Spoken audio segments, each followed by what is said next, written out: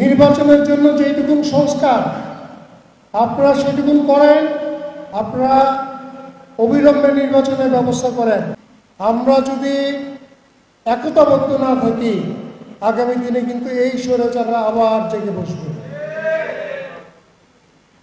আমাদের শুধু জুলাই গণঅভ্যুত্থানের বর্ষপূর্তি পালন করলে হবে না, আমাদেরকে একতাবদ্ধ থাকতে হবে, সজাগ থাকতে হবে, যাতে এই স্বৈরাচারেরা ভবিষ্যতে কখনো মাথাচাড়া দিয়ে উঠতে না পারে।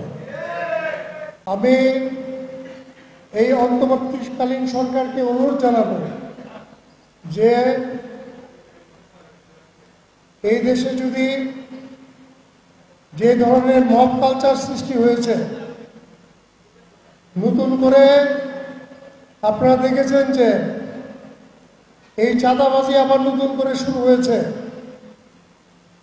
ইতিমধ্যে আমরা দেখলাম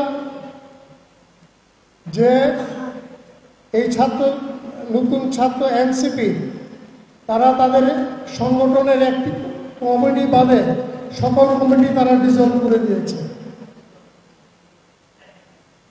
আমি অন্তর্বর্তীকালীন সরকারকে অনুরোধ জানাবো আপনারা অবিলম্বে নির্বাচনের ব্যবস্থা করেন। আগামী ফেব্রুয়ারিতে মধ্যে আপনারা নির্বাচন দেন। যদি নির্বাচিত সরকার না আসে সকল কিছু কিন্তু এই আপনাদের নিয়ন্ত্রণের বাইরে চলে যাবে। দ্রব্যমূল্য থেকে শুরু করে আইন শৃঙ্খলা থেকে শুরু করে সকল কিছু কিন্তু আস্তে আস্তে আপনাদের নিয়ন্ত্রণের বাইরে চলে যাবে। কারণ ফ্যাসিস্টরা বিভিন্ন ছদ্মবেশে আপনাদের মধ্যে ঢুকে গিয়েছে এবং এই দেশে আবার আরেকটি অরাজকতা সৃষ্টি করার পায়তারা করছে। সংস্কারের নির্বাচনের জন্য যেটুকু সংস্কার আপনারা সেটুকু করেন এবং বাকি সংস্কার আগামীতে যারা ক্ষমতায় আসবে, যারাই আসুক ক্ষমতায় জনগণের মনের মাধ্যমে, তারা বাকি সংস্কারগুলো করবে। আমাদের মাননীয় ভারপ্রাপ্ত চেয়ারম্যান জনাব তারেক রহমান 2023 সালের 13ই জুলাই যে 31 দফা কর্মসূচি ঘোষণা দিয়েছেন, সেই ঘোষণার মাধ্যমে সেই কর্মসূচিতে 31 দফার কর্মসূচিতে কিন্তু সকল সংস্কার লিপিবদ্ধ আছে। আজকে আইন সংস্কার কমিশন যে আলোচনাগুলো করেছেন 2023 সালের 13ই জুলাই বিএনপির যে 31 দফা কর্মসূচি, সকল কর্মসূচিতে এই সকল সংস্কারের কথা সুন্দরভাবে লিখিত আছে।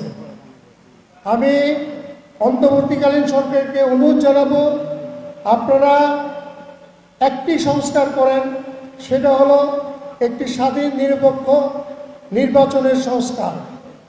তারপর জনগণ যাকে ইচ্ছা তাকে ভোট দিবে এবং সেই নির্বাচিত সরকার এসে যখন সংস্কার দরকার, অবশ্যই বাংলাদেশের সংস্কার দরকার। কারণ বাংলাদেশকে বিগত স্বৈরাচার 17 বছরে যে অবস্থায় ফেলে রেখেছে, এটার মধ্যে অনেক ধরনের সংস্কার দরকার। কিন্তু সেই সংস্কার হইতে হবে নির্বাচিত সরকারের মাধ্যমে।